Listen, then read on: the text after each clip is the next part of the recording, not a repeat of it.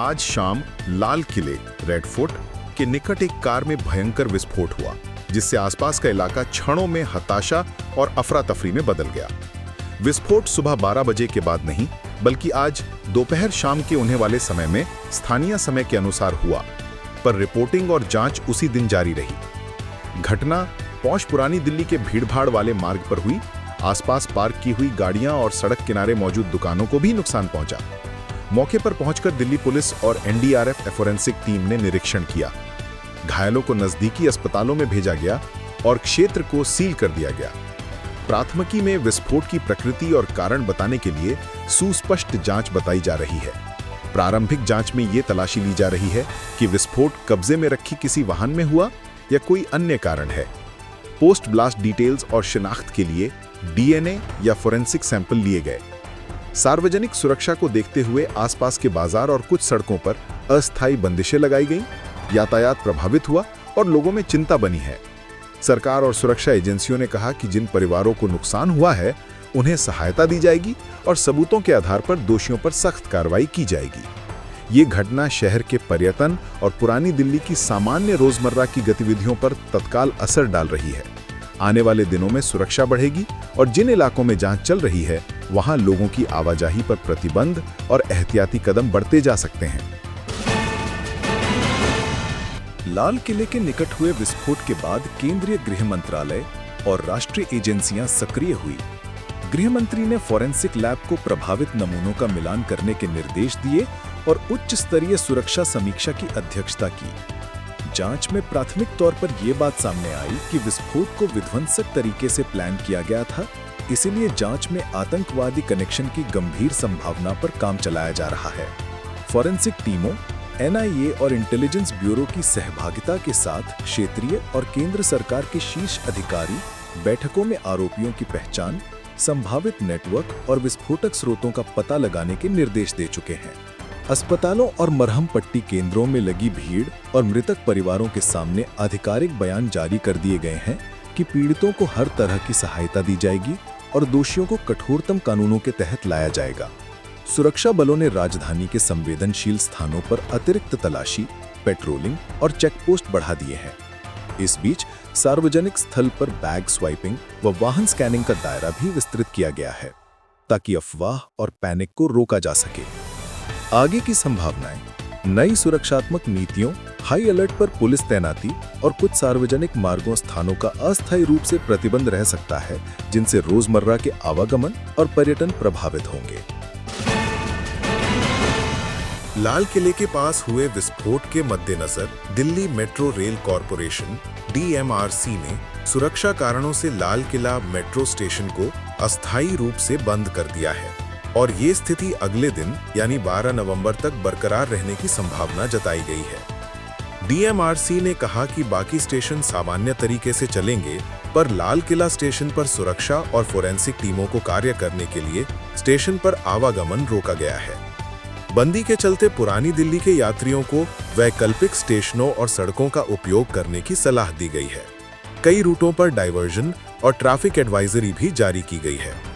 Metro station बंद होने से सेवाओं पर दबाव बढ़ सकता है, विशेषकर उन नागरिकों के लिए जो रोजाना पुरानी दिल्ली और मौज मिलाप क्षेत्रों में आना जाना करते हैं।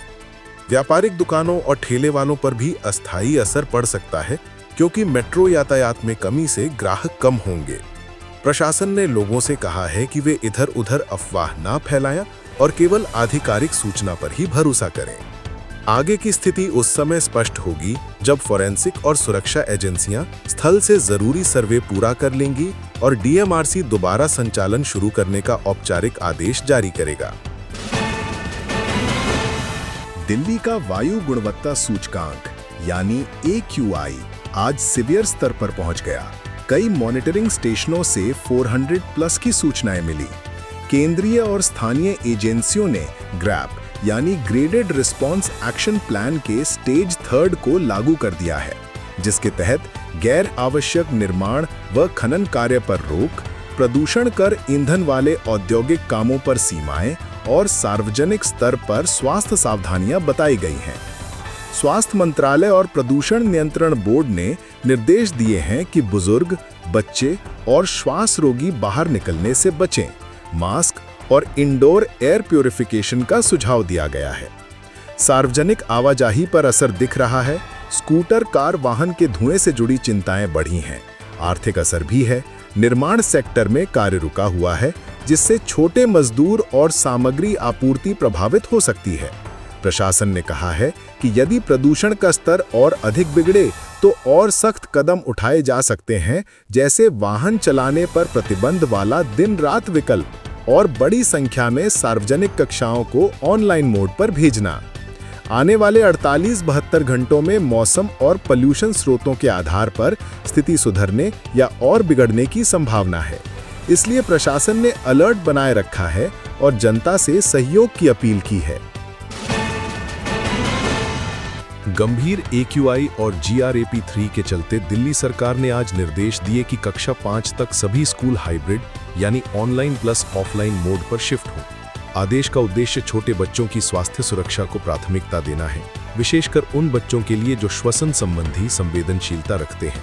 इस निर्देश के तहत सरकारी अनुदानित और निजी स्कूलों को क्लासरूम उपस्थिति सीमित करने और गतिविधियों का समय तथा खुली जगहों पर खेल-कूद पर रोक लगाने को कहा गया है। स्कूलों को आवासीय स्कूल बसों में वेंटिलेशन पर विशेष ध्यान रखने और यदि आवश्यक हो तो एयर प्योरीफायर के उपयोग के लिए सहायता उपलब्ध कराने का सुझाव दिया गया है।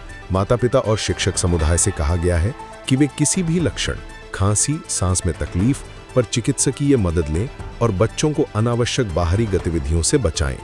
प्रशासन ने यह भी बताया कि स्थिति स्थिर न होने पर और कड़े कदम लागू किए जा सकते हैं, पर फिलहाल ये हाइब्रिड व्यवस्था अस्थायी सुरक्षा कदम है ताकि पढ़ाई जारी रहे और स्वास्थ्य जोखिम घटे।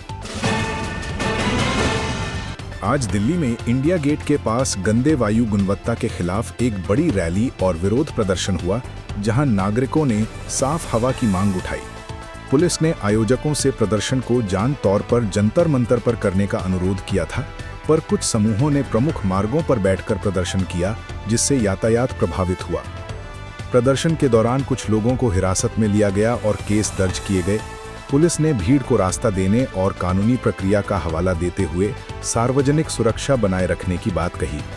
प्रदर्शन में शामिल नागरिकों का कहना था कि हर साल सर्दी आते ही दिल्ली में स्थिति असहनीय हो जाती है और सरकारी कदम अपर्याप्त हैं। प्रशासन ने कहा कि प्रदर्शन शांतिपूर्ण रहना चाहिए और विवादास्पद प्रदर्शन में जो लोग कानून तोड़ते हैं उन पर कार्रवाई की जाएगी। इससे जनता पर असर हुआ। कई लोग कार्यस्थलों तक नहीं पहुंच पाए और आसपास के रेस्तरां और दुकानें अस्थायी रूप से बंद रहीं। भविष्य में यह संभावना है कि प्रदूषण से जुड़ी नीति बातों पर और जनचेतना बढ़ेगी और सरकार को जल्द से जल्द दीर्घकालिक नीतियां अपनानी पड़ेंगी, वरना हर साल की तरह नागरिक उद्वेलित रहेंगे। लाल किले के पास हुए विस्फोट के कारण दिल्ली ट्रैफिक पुलिस ने नेताजी सुभाष मार्ग और आसपास के कुछ प्रमुख मार्गों को अस्थायी रूप से बंद किया और वाहन चालकों के लिए वैकल्पिक मार्गों का निर्देश जारी किया। बंदी का उद्देश्य फोरेंसिक टीमों को अनदेखी बाधा के बिना कार्य करने देना और भीड़भाड़ कम करना बताया गया। सड़कों पर बैरियर, चेकपोस्ट और तेज गति से निगरानी टीमें तैनात की गईं। इससे पब्लिक ट्रांसपोर्ट और निजी वाहन चालकों को जाम और देरी का सामना करना पड़ा। कई टैक्सी यात्री और लॉजिस्टिक सर्विसेज प्रभावित हुई।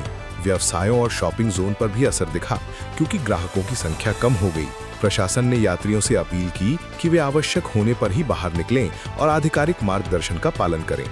आगामी 24-48 घंटे में कई सड़क मार्ग तब तक बंद रह सकते हैं जब तक जांच पूरी नहीं हो जाती। इससे त्योहार, बाजार और पर्यटन वाले इलाकों को ठीक होने में समय लग सकता है। लाल किला विस्फोट के बाद प्रभावितों को तुरंत LNJP और अन्य सरकारी व प्राइवेट अस्पतालों में लाया गया। अस्पताल परिसर के बाहर परिजनों और रिश्तेदारों की भीड़, आंसू और मार्गदर्शन के लिए प्रशासनिक व्यवस्था का दबाव देखा गया। अस्पतालों ने आपातकालीन ट्रॉमा यूनिट को सक्रिय कर दिया और संभावित बड़े दैहिक क्षति वाले रोगियों के लिए प्राथमिक जीवन रक्षक कार्य किए गए। अस्पताल प्रशासन ने बताया कि तत्काल आवश्यक ऑपरेशन और विभिन्न विशेषज्ञ टीमों की मौजूदगी सुनिश्चित की गई।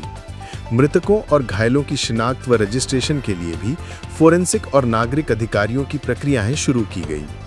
इससे स्थानीय स्वास्थ्य प्रणाली पर अस्थायी दबाव पड़ा, OPD एवं रूटीन सेवाओं में व्यवधान आया और कई मरीजों को दूसरी सुविधाओं की ओर रीडायरेक्ट किया गया। भविष्य में अस्पतालों को मानसिक स्वास्थ्य और शोक प्रबंधन सेवाओं की भी आवश्यकता बढ़ सकती है। प्रशासन ने कहा कि अतिरिक्त संसाधन मुहैया कराए जाएंगे और प्रभावित परिवारों के लिए सहायता योजनाएं पर विचार चल रहे हैं।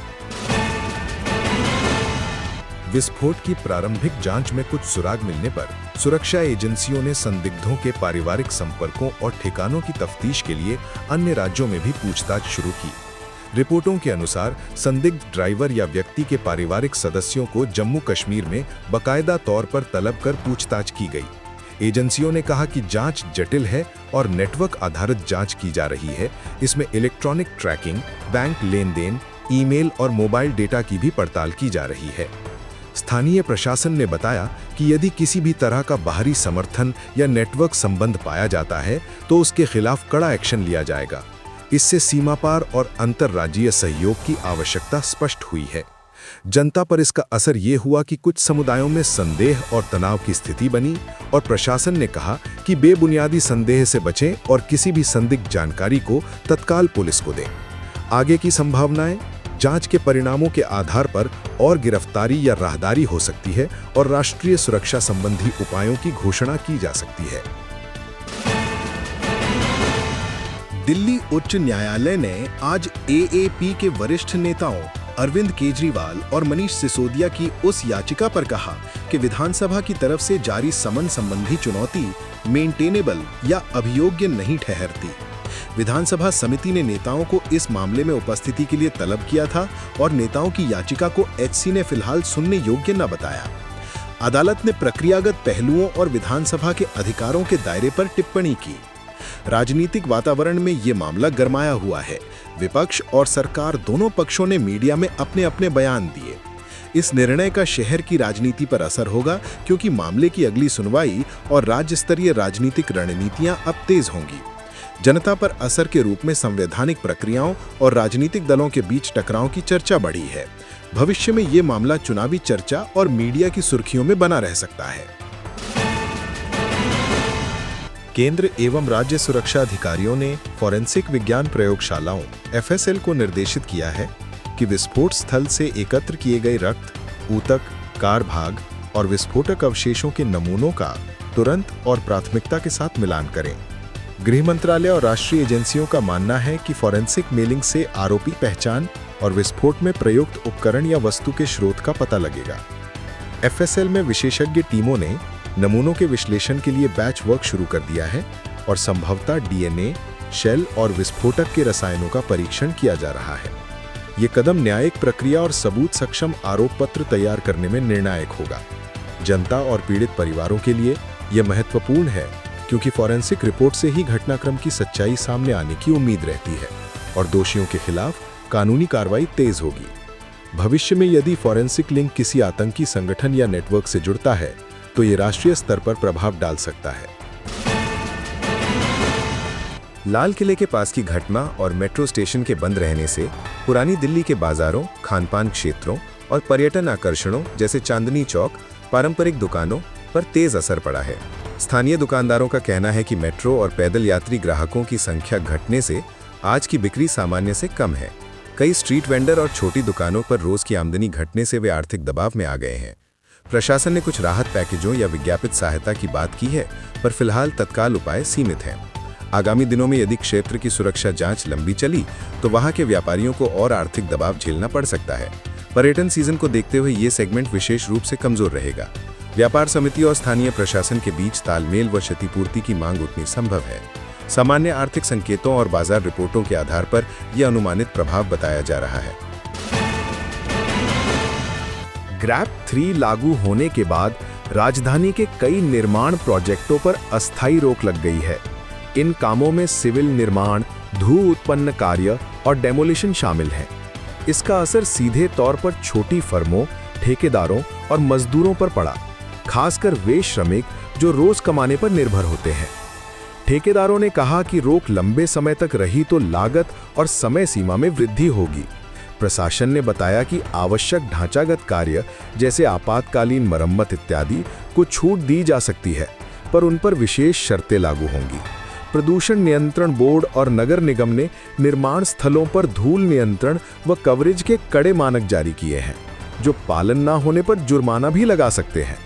भविष्य में निर्माण क्षेत्र को बेहतर धूल नियंत्रण तकनीक अपनानी पड़ सकती है ताकि सर्दियों में ऐसी रोक-टोक से बचा जा सके और मजदूरों को आर्थिक सहारा उपलब्ध कराया जा सके।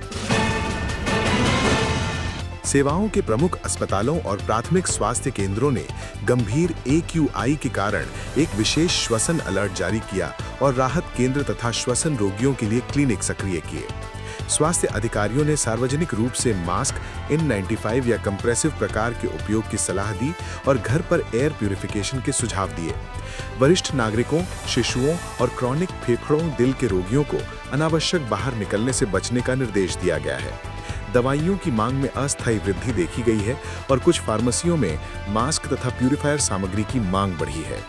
स्वास्थ्य विभाग ने स्कूलों और कार्यस्थलों को सलाह दी कि वे शारीरिक गतिविधियों को सीमित रखें। यदि हवा की गुणवत्ता और बिगड़े तो स्वास्थ्य मंत्रालय द्वारा और कड़े निर्देश आ सकते हैं, जिनमें आउटकिट, सर्विस प्रावधान और अस्पताल प्रबंधन के विस्तृत प्रोटोकॉल शामिल होंगे।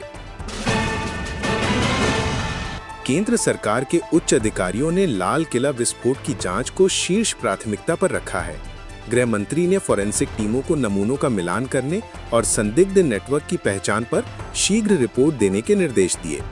उन्होंने स्पष्ट किया कि जो भी घटना में शामिल पाया जाएगा उसके विरुद्ध कठोरतम कार्रवाई की जाएगी और यदि जरूरत पड़ी तो आतंक विरोधी कानून UAPA जैसे प्रावधान के तहत मामला दर्ज कर सख्त कदम उठाए जाएंगे। इस तरह की पारदर्शिता और कथित तेज कार्रवाई का उद्देश्य जनता में भय को कम करना और विश्वास वापस लाना है। सुरक्षा एजेंसियां सीमा पार और अंतर्राज्यीय स्तर पर सहयोग कर रही हैं ताकि किसी भी संभावित सहायक नेटवर्क की पहचान हो सके।